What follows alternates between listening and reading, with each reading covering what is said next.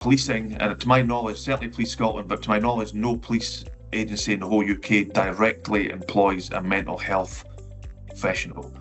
They just don't do it. You know, the police and the blue light services deal with more trauma than anyone else, but they don't employ a mental health professional.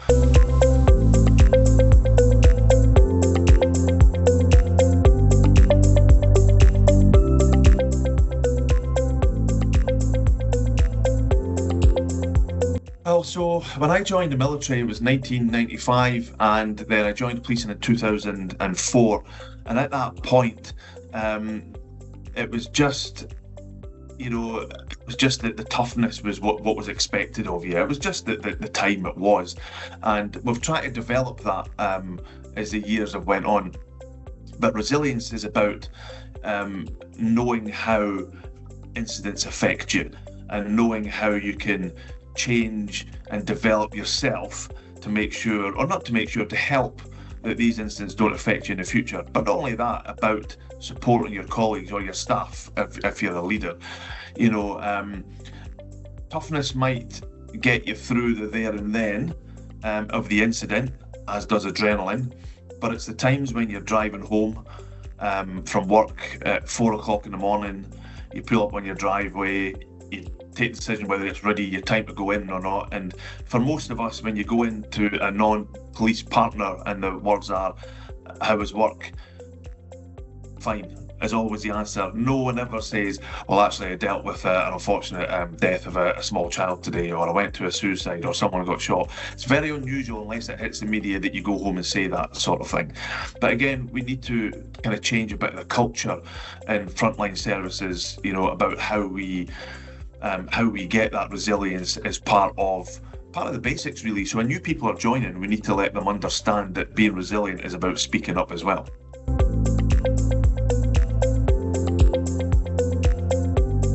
I think it's down to generation. My son's nearly 16, and I'm very open with him about it. I wasn't before. Until I wrote my book, and I laid out my career kind of in there, and I sat down with him and I said to him, "Look, I'm okay to speak about it. I'm okay to put it out into the public domain for people to know about it, and you should be too." And he says he's fine, and he generally is, but it's about that shift. My dad never spoke about mental health. I didn't even know what mental health was when I was a teenager. You know what I mean? Looking back now, my dad would have struggled because he had to retire from work early because he injured his back. So I'm sure he would have had challenges at that point, and his mental health probably did suffer, but he just didn't speak about it. So I think once my generation or my son's generation are the up and coming adults of the world, I think that is when it will change. And you've got some really good organisations that are kind of pushing that change. Andy's Man Club is obviously the most well known, and same with myself, and I'm trying to drive that change, not just with men, but with blue light services in general, about starting my own support group called Standing Down, which is really about supporting the mental health of people who come out of the blue light services, losing that identity, losing that authority, losing that responsibility. So I think the thought of that all impacts mental health. But men just need to be a bit more brave, to be honest. Some really good role models out there. Prince William's really open about mental health, you know what I mean? So once we've got some really good role models out there, I think men will start to speak up. Whether it happens as quick in the uniform services because of that bravado culture, I think that might be a bit slower, unfortunately. But generally, men in general, hopefully in the next kind of few years, men will start speaking up more.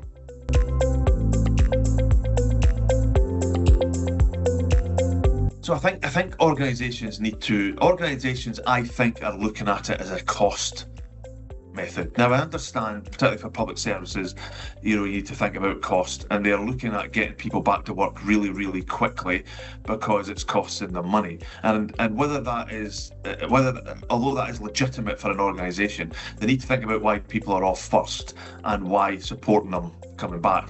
And an example is the police service use trauma risk management. So if you deal with a traumatic incident, you go and speak with someone in the organisation, but therein lies a problem. It's someone else in the organisation. Policing, and to my knowledge, certainly Police Scotland, but to my knowledge, no police agency in the whole UK directly employs a mental health professional. They just don't do it. You know, the police and the blue light services deal with more trauma than anyone else, but they don't employ a mental health professional. That's what they need to do. They need to look at their policies, and policing particularly need to employ mental health nurses. I had a call with a supervisor one night asking if one of the custody nurses, because there's a nurse works in every custody centre, whether they can support an officer who just dealt with trauma. 3 o'clock in the morning, he needed to speak with someone, a clinician. And she didn't refuse because she wanted to do it. She said she couldn't do it because the agreement between the policing and the NHS wouldn't allow for that to happen. That's not what they were paid for. They were paid to look after people who were arrested.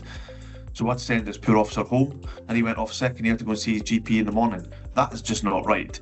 You know, when you've got a mental health professional who is able and willing to speak to someone in the same building, a matter of 40 metres away, that should be happening. You know, that's what workplaces need to do, and senior leaders need to stand up and be open about their own mental health, because then younger and service people are going to say, oh well, if the boss has had mental health challenges and can speak about it, then it's okay for me to speak about it. So they need to be more open, and they need to get people with lived experience like me to go in and say, this is how I suffered and this is how you can do to stop your staff suffering. So they need to listen to people more.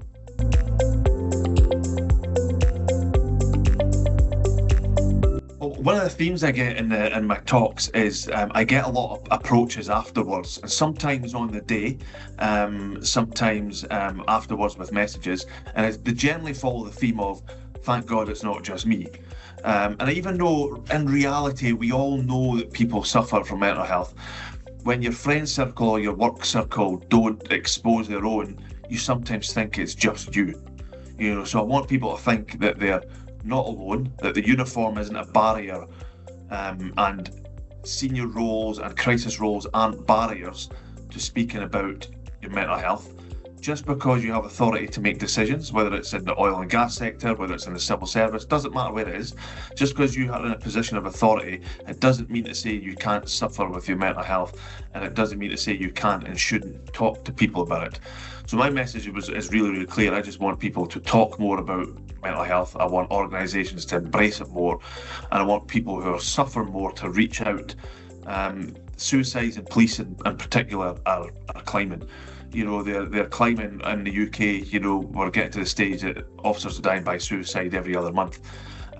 You know what I mean? And that's just not acceptable. You know, we're putting these young men and women in positions of authority with decision-making powers, arrest powers, but that support isn't really around it.